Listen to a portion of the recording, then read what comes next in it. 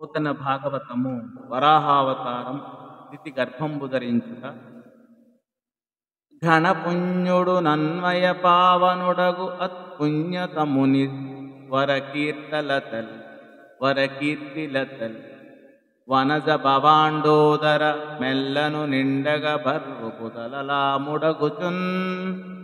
బుదలలాముండగుచున్ మహాపుణ్యాత్ముడు వంశపావనుడు బుధజన శ్రేష్ఠుడు కావటం వలన ఆ మహాముని కీర్తిలతలు బ్రహ్మాండ భాండమంతా వ్యాపిస్తాయి.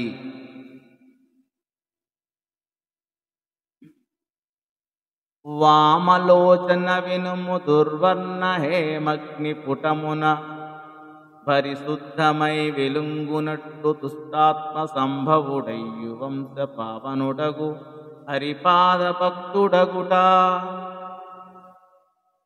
వాలు కన్నుల గల అయిన ఓ దితి, అతడు దుర్మార్గుడైన హిరణ్యకశిపుని పుత్రుడే అయినప్పటికీ శ్రీహరి పాదభక్తుడు కావటం వలన మాసి రంగు తక్కిన బంగారం అగ్నితో పరిశుద్ధమైనట్టు వంశానికంతా పరమ పవిత్రుడవుతాడు అని ఈ పద్య భావము.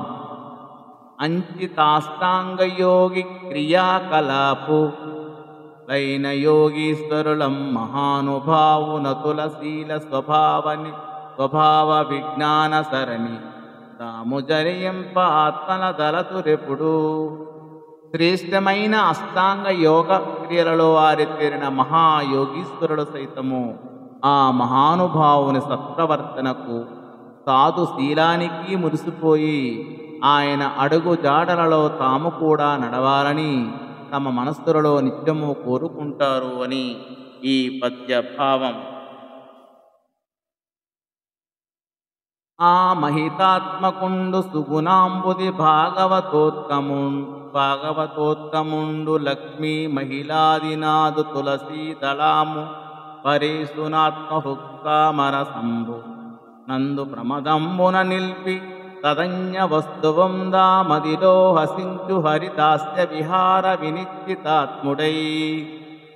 అతను పరమ భగవద్భక్తులలో అగ్రగణ్యుడు, సద్గుణాలకు సముద్రం వంటివాడు, మహితాత్ముడు. ఆ మహానుభావుడు తన హృదయ కమలంలో లక్ష్మీదేవి భర్త తులసిమాల ధరించువాడు పరాత్పరుడు అయిన విష్ణువును సంతోషంగా నిరంతరం నిలుపుకొని ఆ హరిసేవా మార్గములోనే జీవితమంతా నడవాలని నిశ్చయించుకున్నవాడు అయి లౌకికములైన వస్తువులను చులకనగా చూస్తాడు అని పద్య భావం. ధన్యవాదములు.